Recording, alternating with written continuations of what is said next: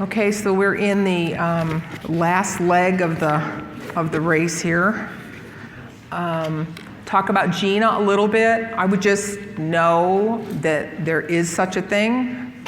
Know that basically this whole law exists to keep employers from requiring or getting genetic information about their employees.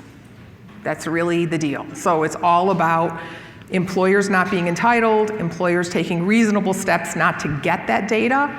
When someone applies for sick time, someone applies for FMLA, someone applies for all that kind of stuff, employers should affirmatively have in their forms, if they have forms, and they're seeking the documents or seeking clarification from a healthcare provider, it should affirmatively state, we do not want to receive genetic information. I mean, that's the big issue with GINA. You know, and again, it's interesting that they want you to delete it if you produce medical records in response to subpoena or litigation. And this would include things like workers' comp. It's really not relevant. It's not, you know, it's a need to know kind of thing. I mean, with any subpoena, if you get a broad subpoena for everything, including the kitchen sink, when the issue is the person's back injury, you know, you should, you know, very quickly not release that information, and attorneys can go to court to get the judge to squash the subpoena. You're supposed to segregate information, and there's kind of a broad definition of what constitutes genetic information. Again, family history, lots of stuff. And they even prohibit you from doing an internet search likely to come up with something that, I guess, on someone's Facebook page or something that might lead you to have some idea of family history. Active listening to a third-party conversation or searching someone's personal effects is also prohibited. So because if you're a manager and you overhear two employees talking about their medical issues, you should probably endeavor not to overhear the conversation. Because it might well, I mean, because look, a reasonable person would know that it might well relate to them receiving information that heart disease runs in their family. Or who knows, it's genetic information. I mean, potentially. And exceptions, an inadvertent employer request, again, you know, if you put, and again, there was something in the latest FMLA piece about an affirmative duty to put GINA stuff in your FMLA forms. And documentation secretary to reasonable accommodation requests. I don't know how that would necessarily be relevant other than if the person felt they wanted to tell you that the reason they needed the accommodation they were asking for is because they had some genetic inherited medical condition and they decided to share that with you, or it was somehow relevant.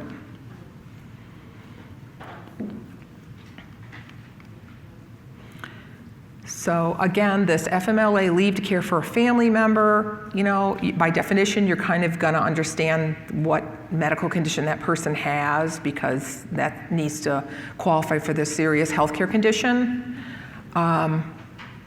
Genetic monitoring that's voluntary requiring or required by law can certainly be, if you're, you know, in a pharmaceutical company, for example, and someone is missing an enzyme or has some sort of cystic fibrosis, for example, and they're going to be exposed to a lot of pulmonary issues or can't wear special equipment, I mean, it might be relevant.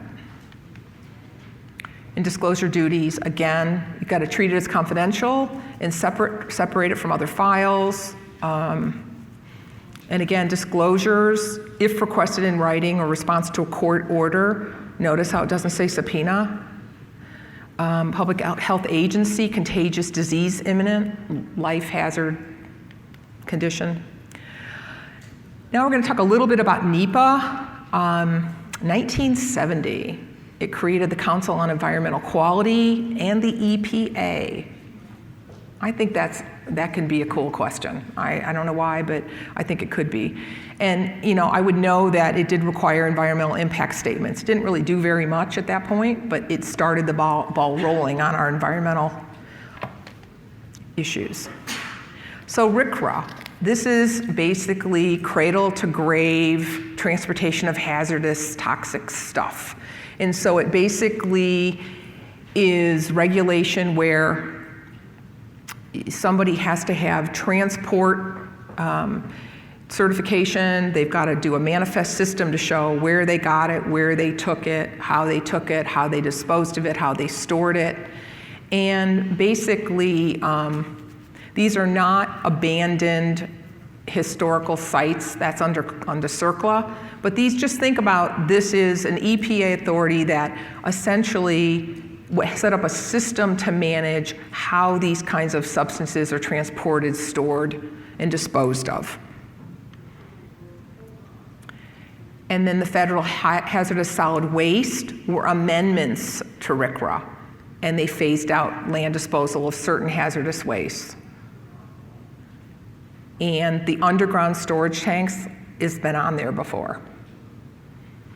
So RCRA gave the EPA authority to regulate underground storage tanks. The issue there is leaking. As tanks begin to degenerate, whatever the contents were leaks into the soil, can go into the aquifers, can go into people that have wells. So I would know that. So CERCLA is Superfund.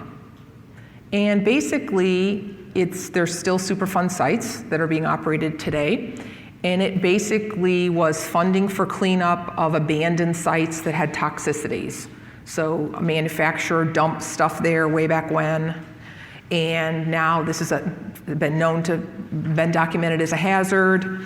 So Superfund money will come and they will remove it, they'll remediate it, and then basically they will go back and try to get anybody who had any contact with that land.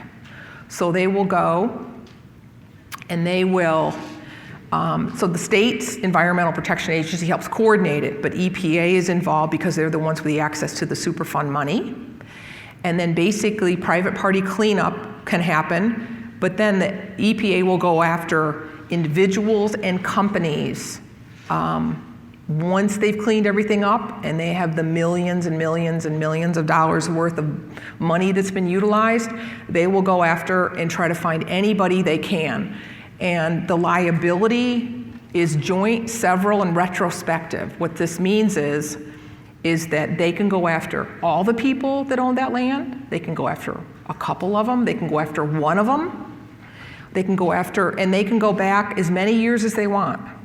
So if you have a multinational company now that used to have a subsidiary business that they bought in some geography, and that subsidiary business was dumping battery acid and dumping oil and dumping all kinds of stuff, and then this new company that bought them is now liable for any cleanup sites if that's deemed a Superfund site in CERCLA. So it behooves people to, even if they're not the ones who caused the problem, it behooves them to clean it up before the EPA gets involved and designates it a Superfund site and cleans it up, probably at not as efficient a rate as you might spend. They might spend a whole lot more money cleaning it up than you would. So it tries to incent people to clean up stuff even if they didn't cause it, if they now own it. So SARA, the big issue with SARA is, again, it reauthorized CERCLA to keep cleaning stuff up. And it also, Title III is important because of the Emergency Planning and Community Right to Know Act. That has to do with communities have a right to know what chemicals are being used in their community. And so I would know that. I would know that this basically emanated from, that reauthorized CERCLA and SARA created the Emergency Planning Committee. Did I skip one? I didn't. Okay. TSCA, again, we're still back in the 70s. You can see where most of these things started coming in the 70s. So if you're asked to pick a date out of a line of things and you don't know what date it is, for these old things, most of them are in the 70s, late 60s and 70s. So testing, regulating, screening all chemicals produced, any existing chemical that has a health hazard, and this is important. It's there's still a requirement that if you're a company and you're using a chemical that you've used for years, and you want to use that chemical in a different way, you have a duty to report that. So it's new uses. Basically, it's pre-manufacture notification for new chemicals and basically a significant new use of a chemical that you're already using. So both new and new use. TSCA 2, again, talked about cleanup, contamination, and it supplements other statutes, again, under this Emergency Planning and Community Right to Know Act. And that basically, the importance of the Emergency Planning and Community Right to Know Act basically was that this allowed emergency rooms, all kinds of emergency response personnel and other people involved in potentially a disaster, like Bhopal or something like that. A disaster, it allowed them to know so they could plan for what might happen and at least have some ability to proactively get ready for a potential disaster. And the banned use of PCBs also happened under TSCA 2. We talked a little about this again. It's Title III of SARA. And it's a State Emergency Response Commission got involved. There's planning districts, local community groups. Everybody gets together, and basically it also provides that there's a toxic release inventory. So the Clean Air Act really was the first legislation to try to look at air pollution.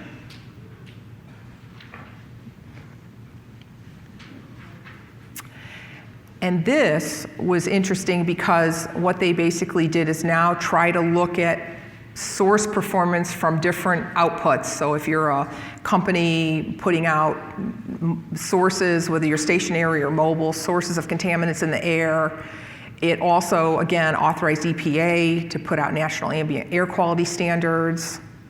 And it basically made states look at how states had to come up with plans to demonstrate to the EPA how they were going to come up with plans to help decrease the pollution in their ambient air in their state. I would know these primary pollutants: sulfur dioxide, ozone, particulates, lead, carbon monoxide, nitrogen oxides. I'm told it's been on the test before. What are the primary pollutants? Yes? Just out of curiosity, do you envision or think that some of these laws regarding ambient air quality from mobile and non-mobile sources, are they in danger of changing? I don't know if the laws are in danger of changing. I mean, I think, and not to make a pun, but I think it depends how the political winds blow. I think the intensity with which certain things are focused on or not depends on the philosophy of whatever administration is currently in place. I think there's enough environmental groups and people who feel strongly about air and clean water, clean air, that it would be, the good news is, even if an administration were to want to loosen things up, I think that a lot of the Congress people realize that their voters might not approve, and so therefore they might not get behind, or they might not help fund. See, one of the ways they can regulate is through funding. They might not help fund certain initiatives that they thought would not be popular with their constituents. So there's always that check and balance, but who knows? But I would know these primary pollutants. And again, this was during this time when people started looking at motor vehicle emissions.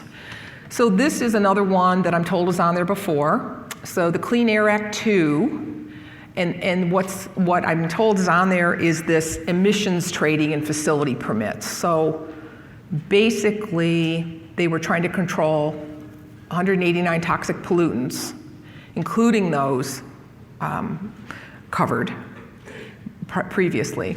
And there were things like, so certain facilities that were polluting the air, they had to get permits. If you were a polluting facility, you had to get permits, okay? And then they did this stuff which, I mean, on one level you say, geez, that's awful. On another level you say, well, it's better than nothing. What they call emissions trading. So if, let's say in a certain geography, there are 100 different manufacturers and entities that are polluting the air. And they each had a certain limit that they couldn't exceed. Let's just say the limit was 100 for whatever purposes. If they couldn't exceed 100, whatever, of pollutants, and they weren't going to use all their 100, they could literally trade with another company so that company could use their 100 plus whatever was left with the other company. And so they did emissions trading, and people people sold that like it was an entity, like it was. And so there was what was called emissions trading under the Clean Air Act. And all in all, did it help probably keep down pollution a lot more than it would have without it? Yes. Is it the best way to do it? I don't know. But I would know there was something about facility permits and emissions trading. There could be some kind of strange question about that. The interesting thing is the Clean Water Act, the initial one in '77, basically talked about surface water protection. It did not deal with, the first Clean Water Act did not deal with groundwater or water quality issues. So when you read the title, you think clean water, oh, that dealt with impurities in our drinking water. No, it dealt with surface water protection. People putting discharge pollutants in there, and I would know that this law, in distinguishing one that's coming next, I would know that this is the one that tried to reduce discharges into waterways and rivers and all kinds of bodies of water. At the point, they tried to regulate the point of discharge. And then this, again, they called it end of pipe regulation. And they focused on toxic pollutants. They had really minimum guidelines. And they started to report waterborne illnesses. But again, this was more of a high-level regulation on sort of bodies of water and what's going in them. And then, again, I would know what these discharge permits were. And it also did stormwater runoffs. I mean, think of anything major that was, emptying into larger bodies of water. Just think of it that way. And hopefully if they ask about something like stormwater, you'll think of it that way. And then, the Safe Drinking Water Act was the act that really looked at the safety and quality and purity of our drinking water. So don't get hung up in thinking the Clean Water Act was about our drinking water. It's unlikely they're gonna necessarily ask too much about this because it's pretty straightforward, but you could get fooled by thinking that the Clean Water Act was about drinking water, and it wasn't. And then I would know FIFRA, that's the insecticide, fungicide, rodenticide. It's all the way back in 1947 and updated in the 70s. And again, it regulates pesticide distribution and use and sale. And all pesticides that are used in the US have to be licensed, and there's got to be training and exams for certifiers of people that are going to apply pesticides. So, EPA has responsibility for the registration of pesticides under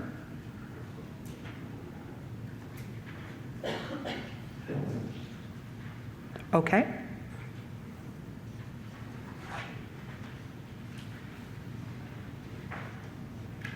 All right. Oh, what happened here? So, no. Pesticides is FIFRA. I'm trying to think of a good way to tell you to remember that. I always think about the R is for rats, but I don't know if that'll help you. If you're going to use pesticides, they're pests. I don't know. That's a hard one. No, it is FIFRA, I would know that. And I put this in there just because you should, in case someone talks about the Freedom of Information Act. It doesn't mean you can get everything you want that the federal government has on you. There are certain levels of classification, but there is the ability to get information, particularly after certain times have elapsed. And that's all she wrote. I'm going to hang after a little bit. If anybody has any questions, thank you for your attention. I know this is long and painful. And good luck on the test.